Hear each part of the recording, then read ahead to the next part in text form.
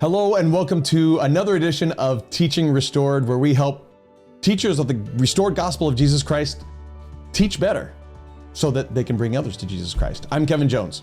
I'm Julie Hilliard. Okay. Now today what we're going to talk about is kind of like a follow-up from an episode that I did last time. The last one that I led we talked about how to, I showed an example, I guess, of asking questions, and we went through a teaching example and it was all questions and et cetera, et cetera. Now I'm going to take it from a different angle and talk a little bit about preparation. So I'm going to do something with you that I'm sure you've seen before, and maybe you've even used, but I used this so long ago when I remember when I taught seminary, I'd use this a long time ago as an example. Now, let's imagine that let's imagine that I'm teaching seminary and I have one group come in through one door, one half of the class come in one door and another half come in another door. And the group that comes in group A sees a picture of Superman. Okay. So they see Superman as they walk in, and the other one sees wrapping paper. Okay. And then they walk in, and up on the board, they see the word _APE. So the group that comes in seeing Superman, what is their thought of what this word will be? Cape. Good. And then those who come in with wrapping paper is? Tape. Tape. Right. Yep. Right? Okay. So if I were to ask them all, start off, how can we help others? What can we do for others to help them? How do you think those who think that word is cape and having the thought of Superman, how might they answer? Like with thoughts of rescue, thoughts of sweeping in and trying to be the hero in the story. Is that kind of what you mean? Yeah. Right. They may think, okay, we're gonna do all we can to go help them. We're gonna get out there and we're gonna go find them, and then we're gonna go rescue them, and like on the planes, go rescue them. Right. We're gonna do all that. Great. Those who are thinking about wrapping paper, how might they answer that question? I immediately started thinking about gifts, and I'm like, oh, what could we take them? What could we do for them like that? But it's in the form of, hello, I'm from the Relief Society. I'm a professional dinner taker. So I started thinking about, what meal could I bring?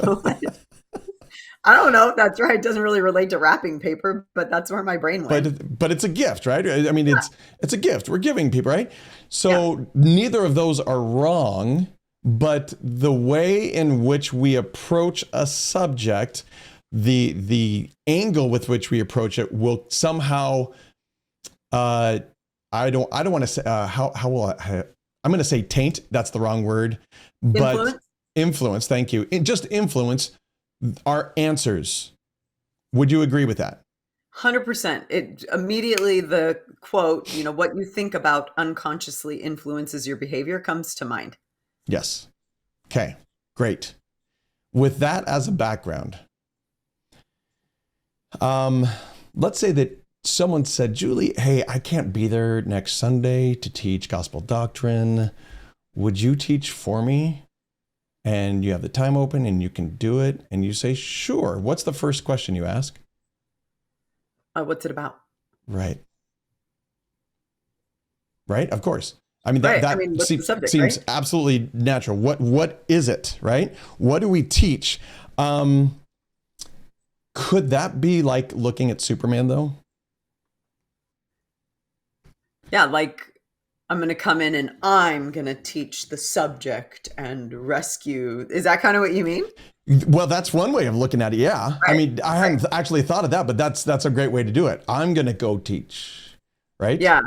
And what am I going to teach? I am going to teach about, the subject.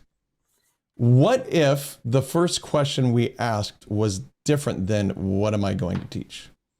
What if we came at it from a different perspective than the first thing being, what am I going to teach? That's a good point. Okay, so let me tell you some other questions that popped into my head and you tell me Okay. if that's kind of what you mean. One of the questions that I don't know whether or not I would already have the answer to, because it depends on how well I know the person that's asking me. Who am I going to teach? Tell me about your class.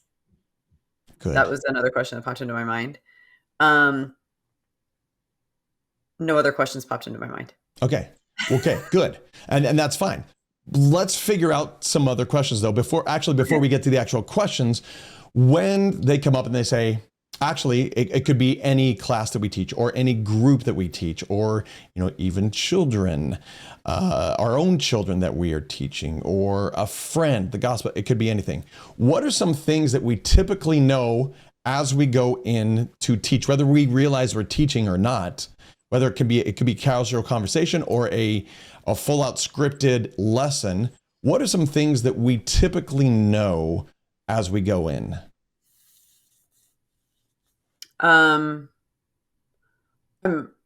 Like I usually know a little bit about the circumstances of the person. Is that I'm not sure that I No, yeah, you're like I exactly. also typically know I have either a big gap in my understanding about the subject matter about which I'm about to talk about. So I know my own ignorance, I know my own blind spots. What's the word? Is that the right word? That's not the right word.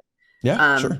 Dead spots, I should say, if Dead it comes spots. to knowledge, right? I know my own brain dead spots. What else do I know? I don't know, Kevin. Okay. So you typically know something about the people themselves, right? Typically. To some degree. You said my family, or, I know I'm going in to teach in this age group, or I'm going in to teach. So stuff like that, typically you would know. Right. So, for example, if you were to go in and you're to teach a youth, let's say seminary, you're asked, hey, would you fill in for seminary for me? Sure. Great. All right. You probably know some of the kids in there. Right. And you probably know that if they are freshmen compared to seniors, what level of interaction or maturity they have, right? You probably have a preconceived notion about that. Or preconceived. Very, very good. Yes, that is true. You may know, for example, if you're going to teach, if you're asked to go teach with the missionaries, what level they may tell you beforehand, but compared to, teaching Sunday school, that teaching a missionary lesson, what level of testimony or knowledge that they have, right? I mean, there's so many different things. And then sometimes you go in knowing the people really, really well. Right. Sometimes you don't know, but you make some generalities and are thinking about those as you go in. Or are we? Do we think about those things a lot of times? Or are they kind of like, yeah. That's right. But what I'm going to teach is the content. So I have a bad you're kind of all of a sudden it clicked for me a little bit of what you were saying. Okay. And I have a specific experience in my brain where I blew it with that. Okay. Do you want me to share it now? Oh, absolutely. Yes, please, Julie. Okay. So I was asked by a friend to help her a little bit with temple prep because I had taught what they called Temple Academy in our stake. And specifically, my subject was about clothing and temple clothing. Sure. And then a really dear friend taught about symbols. And we taught these two classes in tandem. Like she would teach one group and then we'd switch. And so I called her up because this friend of mine, is in her mid-20s and she's going through the temple for the first time. And she's so bright and so incredible. And so I asked my friend to come and do this with me so that we could both teach her. And I gave her a drink from a fire hose. Like I had just taught something from the Old Testament that related perfectly. I mean, it was so clear. The connections were beautiful. And so I just was like, oh my gosh, I really this is such an amazing insight. It's going to be so great. And I literally blasted that girl.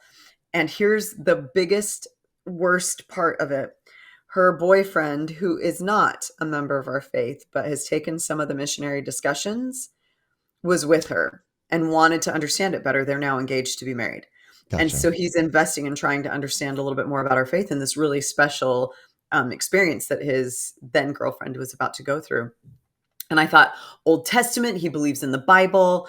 And they both were like as I taught, and I'm like, what have I done? And then my friend proceeds to just boil it down to the simplest principles. She took what she had taught before and made it clear and simple and started. I literally, by comparison, as I look back on that, like I'm so embarrassed. It was my friend. I knew her even better than my teacher. I'm so embarrassed about how badly I did on that. Thank you for sharing that. It happens though, doesn't it? It does. And I don't even know if that's for sure the point that you were making, but when you made that point, it immediately sprung into my brain. Right. And so sometimes we go into, and I think that actually gives a good illustration. Sometimes we dive into and we know what the content, and we're Right. not thinking about anything but teach the content. The content. We Yeah. forget about the people. We're actually Right. teaching people, not content. Exactly. And that's, what are you going to teach? Well, I'm going to teach about the Book of Mormon today. No, you're going to teach people. Right. Right. Very different thought there, right? So instead of, if someone were to come to you and say, Julie, I can't teach Sunday school gospel doctrine next week. Can you do it for me? Instead of the first question being, what do I need to teach? What other kind of questions, now that we've kind of gone over some of the things that we know about and are given, what are some other questions might we actually start with rather than what's the content? Yeah. Tell me about your class. Tell me about the dynamic. What kind of a culture do you have in your class? Tell me a little bit about some of the questions that you get from people while you're teaching different subjects. Can you tell me, what you think their level of understanding on the subject might already be? Do you think that they, what are some of the foundational principles that you think I could build upon? That is like, I Yes. can think of a whole myriad of questions. Exactly. And what we're doing is we're learning about them, because really what we're trying to do is figure out where they are at and take them to the next level of wherever they are. And honestly, I think that could be done with any subject. I don't care what the topic is almost. Give me any topic, blah, blah, blah, blah, blah. Throw anything at me. But what is more important is where are they and how can I help them take the next step and coming closer to Christ? We can do that talk about the Book of Mormon. We can talk about that about resurrection of Jesus Christ. We can talk about that but the whole purpose is to help them take the next step. Right. Then why are we so focused on the content? Right. Well, and I think that when you're going in blind as a teacher to this class, like you don't really know them, then you are at a profound disadvantage if you don't ask those types of questions. I remember going into seminary once and I didn't ask any of those questions. I just was like, oh, I've got this. I taught this last week to the adult religion class. So I came in thinking, oh, I'll probably have to, this is going to sound so rude. I'll probably have to dumb it down a little. That's not really what I meant. Do you know what I mean? Totally Like, get I'll it. Yes, probably yes, have yes. to kind of not go quite It's as different. deep is what I'm trying to say. Yes. And that was my only thought. Oh my gosh, I wish I would have known that all these kids come in half asleep. I mean, I could have projected that, but like we're talking in sleeping bags sometimes. And that they like literally, you're going to see some body language that is not actually reflective of, they're really engaged, I promise. And here's some of the challenges that you're going to encounter. And here are some of the ways that I've gotten past it. Like I was so ill prepared for what I saw, meaning in terms of the dynamics in that space. Right. And I felt I was like trying to course correct on the spot. And I'm like, man, I just wish I would have thought to ask her, what's the mood like when they come in? Oh, so-and-so comes in, halfway through class every time. Be prepared. And I was kind of like, whoa, somebody's still coming in. We've only got 10 minutes left. Right. I just didn't think to ask about any of that. Now, could you remember back when we were talking to Brad and Greg? Yes. And Greg talked about one student that comes in, and every time they come in and they come in late, everyone says, "Hey, welcome. We're glad you're here," right? Can you imagine not knowing that and then people walking in even late, but then when that one person comes in, everyone goes, "Hey, welcome." And you're like, "What? Right. What just happened?" Right. Right. What's going on? Well, that's what they needed, right? And so I think from anything around this discussion, as we continue, though, the one thing that I think is really, really important, again, is that the most important thing is where are they and how can we get them to the next level? It's not as much about the content. You can be given whatever content. That's almost secondary. Right. We need to help them wherever they're at and continue on. Now, I've been reading, let me pull it up here. I've been reading the New Preach My Gospel, and in the chapter 10, it talks about the title of chapter 10 is Teach to Build Faith in Jesus Christ. Okay. And it starts with a consider this thing. And you would think, given, let's say we haven't had this discussion yet, given what most teachers think, and I'm with you, Julie, the first thought that I would have is, okay, what am I going to teach? Right. I mean, that is completely natural. Totally get it. I do it all the time as well. Yeah. When we talk about teach to build faith in Jesus Christ, they don't talk one bit about what to teach. Here's what they come up. They have a number of questions.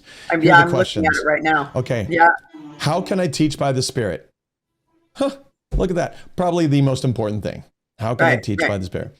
How can I teach from the Scriptures? We had an episode about teaching from the Scriptures, right?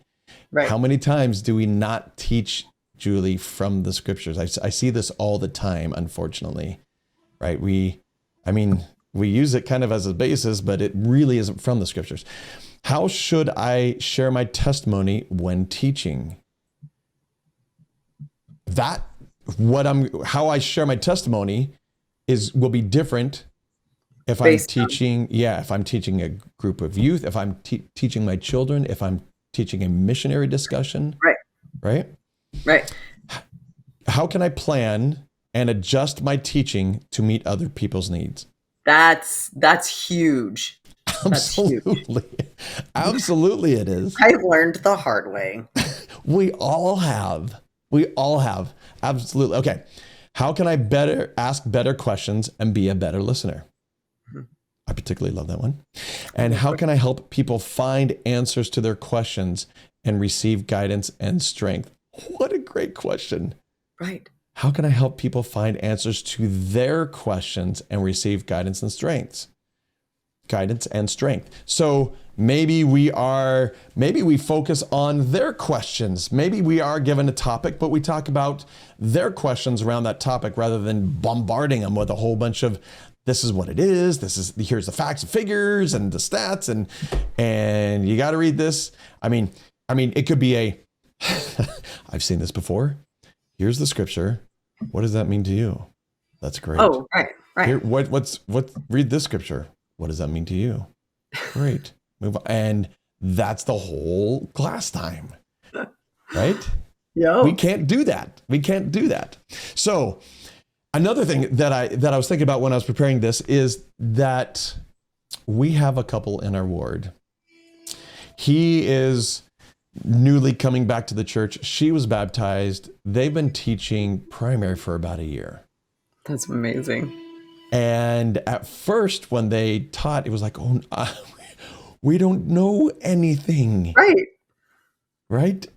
How can we be teaching these primary kids things? I'm going to read another quote in that same chapter from Elder Neil L. Anderson. He said, as I contemplated the challenge of a mission, I felt very inadequate and unprepared. That's a very normal thing. My daughter just received her mission call to Uruguay. Yes. And someday I will learn how to pronounce Uruguay in the correct way and not the American way. Uruguay or something like that, isn't it? Uruguay. I I don't think it know. is. I don't ask me. I didn't actually go there. That's what I've heard people who come back say. And So maybe they're watching it, so don't quote me to Hadley. that's right. That's right. She doesn't even know. She'll find out. That's We'll all find fine. out. And then she'll Okay. correct all of us. Right. So and I can totally understand her feeling very unprepared. She knows a lot. She's studied. She's done a great job, but still, it's kind of daunting, right? And he says, I remember praying, Heavenly Father, how can I serve a mission when I know so little? I believe in the church, but I felt my spiritual knowledge was very limited. As I prayed, the feeling came, you don't know everything, but you know enough. That reassurance gave me the courage to take the next step into the mission field. And in thinking about this couple that is teaching primary and they're brand new to the gospel, really overall, I don't know that it matters that you know a lot about the topic, right? Learn what you can, and that's another, again, to me, and I mentioned this in another podcast before. So many times when they say, you want to be a teacher, great, prepare yourself. Yeah. Learn the gospel, prepare yourself spiritually, learn how to recognize the Spirit, and then later on, you'll get to the content. And I almost feel like with this couple, for example, they did a fabulous, and they did it right. Oh my goodness. They are like a model couple teacher. They went in and they just loved these kids, and these kids love them. And they learned some of the material and they were able to pass it on, but they didn't have to know a ton. The love was so much more important, and helping them recognize where they were. Another couple, he was newly coming back to the church, same thing. And he would go to every baptism of every child, every single time. It was the best, still does. I mean, just these kinds of teachers, I go, oh, and then there's the other side where I have seen, and honestly, I have been guilty of this as well. So I can say this, where we go in thinking, I know the subject. Right. I really don't need to prepare much because I can talk circles around, the people in this room, and I can do this, and not much preparation goes in, and it completely falls down because I'm focused on the content and not as much on what do you need? What will help you become more converted to the gospel of Jesus Christ? Mm-hmm. That the first thought I had as you were reading that quote, I pulled it up too, was, I think that a lot of times if you feel ready for a mission, there's a problem. Right. I think that the same can be said of us a little bit. Like, if we feel ready to teach something, then we need to check ourselves a little bit, because humility really is the key to two things. It's the key to empathy, because you're trying to see things from another person's perspective. You're not trying to share your own perspective. And what I hear you saying about this, subject overall, is that we're trying to invest in the people that we're teaching. Like, that's more important even than really understanding the content. And that requires empathy. That's trying to see things from their perspective. It's trying to understand where they might be coming from, what their questions might be, even asking them what their questions are. And all of that requires profound humility on our part, because it really is us thinking less like about ourselves and what we want to teach and what our perspective is. It's really, in a way, setting that aside in favor of, really investing in what their perspective is. And then I can't remember what the second thing was so with this humility thing, the other part of that. So if you say, for example, that you're ready, that's a little bit scary. But the other part of humility that I think really plays into this is that if you come in with the attitude that you're learning with them, even if it's primary kids, like if you come in with that kind of vibe, if you will, then people are so much more receptive to what it is that you're saying, because they don't feel this like, I've got all the answers. Oh, she's looking for a specific answer. Oh, she's leading us in a certain direction. They feel less of that, and they feel more like it's an actual conversation. And so they're more inclined to participate. And so I think that there's just this kind of what's the word that I'm looking for? This recipe for success. That's not the right, whatever. When you choose to come in with the kind of humility that's exemplified in that quote, right? I agree. But how difficult will it be for us to turn that around in our heads? Oh, it's so hard. Like I mean, we're all kind of jerk faces in our own minds, right? Like we have these, we're all a little, well, I think we alternate between like profound insecurity and a little bit of arrogance. Hmm. And especially, in teaching, you kind of waffle back and forth a little bit. And I think that there's a problem in both of those. Humility, isn't it Uchtdorf that talked about this? Was he quoting somebody like C.S. Lewis? I don't even know. But anyway, I think it was him that said humility is not thinking less of yourself, it's thinking less about yourself. And so it's not saying, I'm dumb, whatever, to try and get yourself into a place of humility. Instead, it's just what you talked about, coming in with a different paradigm. You're coming in with this paradigm of, I want to figure out who they are and then bring the content versus I want to figure out what I need to teach them. So I agree. If we reach out and we're loving the people, then again, let the content be what it may. Right. We're going to get there. Right. It's almost as if I kind of see this analogous to Heavenly Father knowing where we are at and saying, all right, you're going to be put in some situations.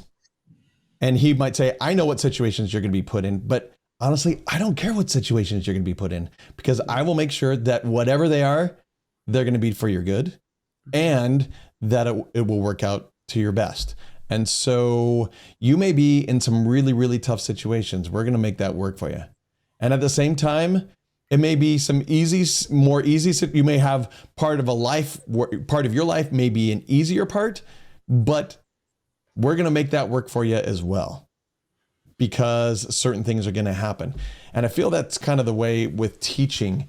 You know how when we teach our children, sometimes we go in teaching, we're thinking they need to learn this. Oh, 100%. I'm right? so bad about that. I am too. And actually, I was just talking with Kelly about this recently, about how one of our children, they need to learn this. Yeah. And then I listened to a talk. Oh, I'm going to pull it up here real quickly. It was Sister Tamara W. Runia. Oh, yeah. Sister Runia. Is that Runia? Is that correct? So. I think so. Yeah, I think so. We'll just call that.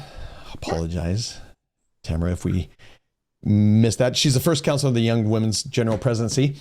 And she gave a great talk last conference about, rather than pointing out what needs to change, and this is what I took away from it. Other people may take some other things away from it, but rather than pointing out what needs to change, why don't you love them, be proud of them where they're at, and then help them continue to, again, take the next step forward. And that completely changed how Kelly and I, we were going to, quote, teach one of our children, rather than coming in and saying, listen, come on, dummy. You know what's best. What? We got something to teach you. That's right. Come on now. Buck up here. No, it's, you know what? You're awesome. I mean, okay. I just said that and I totally went down another rabbit hole in my mind, and I need to go down this for a moment. Okay, let's do it. On the opposite end, I have seen where leaders and teachers will be so far on the end of, you're all awesome. You guys are the best. Oh, just this wonderful. No, actually, life sucks sometimes. And it is so hard. And for us to just say, you're the best. So we have to have a good balance in there. They say, you know what? I know you're trying your best. There are always things we can learn. What can we do to help you learn, to get you from where you are to where you want to be, to where you need to be? Great. Sometimes it's not going to work out exactly as you think, and that's okay. We're here to learn. We'll make mistakes, right? You've all made mistakes, rather than you're all awesome. Everything is awesome, right? We can't go to that degree either. But at the same time, we can't be on the total criticism. So we need to be thinking, how do we help them get to the next spot?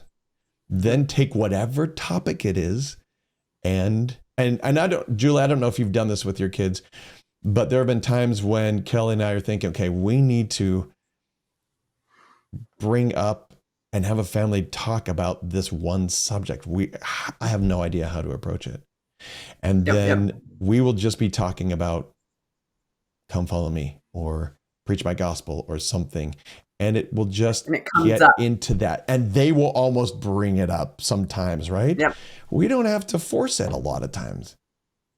Let's let it be a little bit more natural, a little bit more on the loving end rather than this is what I'm going to teach and cram it down. And the shove it down your throat end. Right.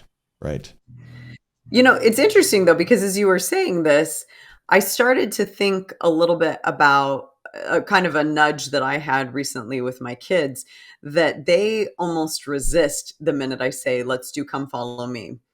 Like that they have this whatever in their minds. And so I've really felt kind of prompted to try and bring it up in more natural ways. But when you talk about bringing, not, erring on the side of unicorns and rainbows and just being like, everything is so good. You're so amazing. I love you so much. Da, da, da, da. Be it with your kids or otherwise.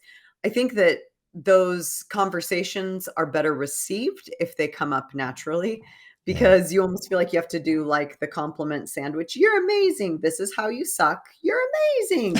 And, they see right through that.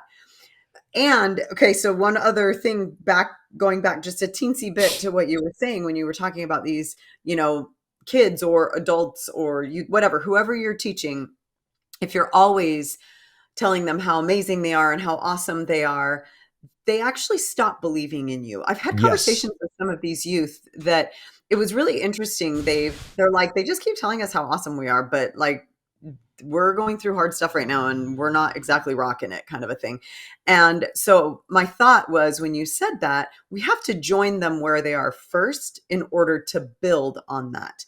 So you were saying, we want to, take them to the next level. Well, you have to join them where they're starting in order to be able to take the next step to come closer to Christ or to improve on whatever principle it is that you are discussing, or whatever the case may be. I really feel strongly about the idea of joining them in the pit first. Yes. Like, you kind of have to 100% crawl in to the pit, hang out for a second, give them a little love, show them, look, I'm here with you in this dark place.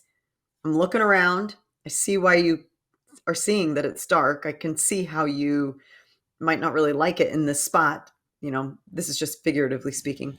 And then you kind of climb the ladder out together, because somebody can't make a step from the bottom of the pit up to the clouds. They have to actually climb the ladder to get out of the pit first. And so you have to join them where they are. Right. I completely agree. I have seen in a culture of everything is awesome to youth, in an attitude toward youth, I've seen that backfire, where some people say, you know what? Everything is not awesome. In fact, I'm being bullied. I'm being left out. And if you think this is awesome, I don't want to be a part of this. And they left the church. Yeah. And it was a big influence. My son is resistant to that because he just kind of sees right through fluff. And so, what you're saying, I can see that being the result of someone who has a personality that's similar to my kids. Right. And ours too. I think most kids, I think most youth don't want to be placated to just, tell me how great everything is. No, let's get real. Dive into like you said, dive into this pit with me. Understand me. And it has nothing, again, going back to the original topic, it has nothing to do with content. It doesn't. Well, so, it's interesting because as you're saying this, I'm also actually thinking in my mind about some of the things that I, as a learner, feel a little bit resistant to. And, if I'm sitting in a classroom, my pet peeve is some of the cliches. It's like saying the phrase, but not really understanding what it means, or saying like some of these cultural kind of whatever things. And my son actually came to me once and he said, I really get frustrated and kind of tune out when people start using some of these cliche phrases, even when it comes to, I know the church is true, da, da, da, da, stuff like that in a testimony. And I kind of asked him, I wanted to understand better why that bothers him. And he said, Mom, someone could say the exact same words and be sincere about it, and I would totally believe them. But it's because it's just like rolling out. And it's one of those things where I feel like sometimes we as teachers draw upon things that, we've kind of heard a lot, and we just say these phrases, but the kids don't believe us Mm-hmm. because what we're actually saying is really big. Like, it's big. We got to treat it like it's big. And when we're, not downplaying on purpose, but in a way just being light about some of those things, they're not even hearing us. They're not even hearing Mm-hmm. what's coming out of our mouth. Mm-hmm. I see that also in prayers when they're given a lot Totally. of times, right? I, I, I've named it the prayer cadence. Da da da da Mhm. da da da da da da da da da da Yeah. da. We're thankful for this. Please help us have a nice day. Please help us to go home safely. Mhm. I Those, I I make fun of my I'm kids tuned sometimes out. when they get into the prayer cadence. Is that terrible? Say I'm that like, again. "Oh," I said, "I've made fun of my kids before, not Oh in a yes, mean way, but in a joking way." They yes. have certain phrases they say, and I'm like, "Oh, really? Really? Is it nighttime right now? We're just praying over breakfast, and you're like blessing us all to have a good sleep? I mean, come on, what's happening here?" Right. Just like all comes out. Or please help us have a good day. We're saying We're saying nightly night verse. Yeah. prayers, right? We're grateful for the wonderful day that we just had. Wait, we're just starting our day. Like, I don't know. Right. Yeah. Let's think about it, and maybe kind of that almost seems like a tangent what we just went off, but I think it's Yeah. really the same. It's the same subject. We're not thinking about who's in front of us and really what we're saying to help them. We're saying what we think we should say. We're thinking Exactly. about the content. We're thinking about the phrases, and I agree with you when you talk about the typical LDS phrases that we say all the time that are so rote Mhm. that I I I tune out as well. I do. Mhm. It makes me tune out. Yep. That's my fault. That Totally isn't me their too. Yeah, fault, I know right? that. Right? Yeah. I can't blame them. I should be better than that, but I struggle with that. Mhm. So as teachers of the restored gospel, focusing on the people, Mhm. where they're at, where they need to get to, rather than going in and just doing the content. And I think a lot of times the rote things happen because we're not quite prepared, and so we default to the rote. Would I you agree? totally agree. I Okay. totally agree with that. Can I add one more, kind of, uh, what's the word? Amen to something that you said a little bit earlier, which is kind of the main point of what we're talking about, I think. I just had an experience yesterday, and don't think my son will ever listen to this, so I'm gonna go ahead and just share it. All right. Let's just co I know. Shh, don't anybody tell him that I'm sharing this. Okay. Um, but he's got teachers at church and in seminary that are incredible, and something that I heard yesterday made me realize that they are doing what you just talked about. Apparently my son was a little bit disrespectful in class, and, I think he was getting a little bit competitive with a game that they were playing once, and then, in the other, I don't know the specifics of it, but that he's been a little bit disrespectful, and this is not like him.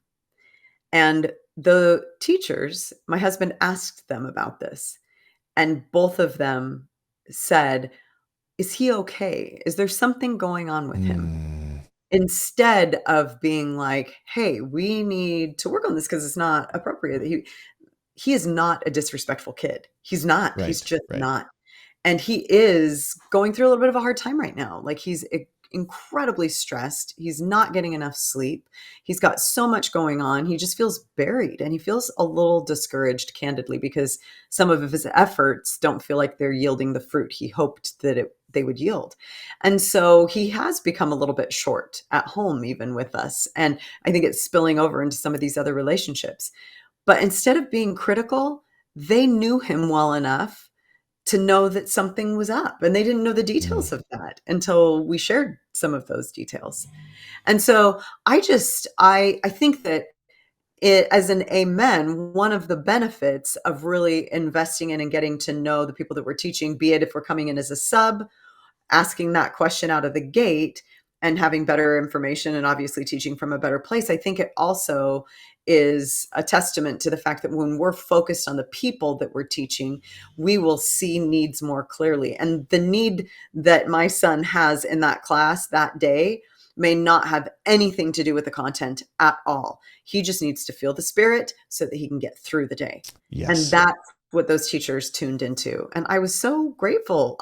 I am like in this moment, that connection was made for me. And I just feel so grateful that that's their perspective, that they are coming at it from that perspective. That is pretty neat. Because I'll tell you for example, from a Sunday school teacher perspective, sometimes I deal with these kids, I'd see them for 1 hour twice a month. Right. And that's it. Right. Am I really going to invest in them? Am I really going to, I'm going to come in and I'm going to teach the lesson, but besides that, I don't have a lot of contact with them. Right. I don't really know who they are. That I can see that as a typical Sunday school of youth teacher thought process, because I've had that as well. Oh, yeah. Right? Oh, yeah. But what even as a Sunday school teacher, what if we did? What if we dove in to truly find out who they are and then go to the parents and say, hey, parents,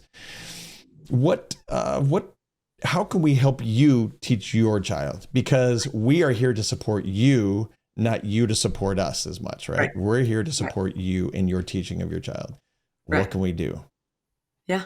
Yeah. A totally different approach. Totally different. Yeah. I love that. And I had another thing happen like last week. I showed up at my son's choir concert, and there were a couple people from church who had no kids in choir because they had some of the youth from our ward were in the choir. So they came just to invest in those youth.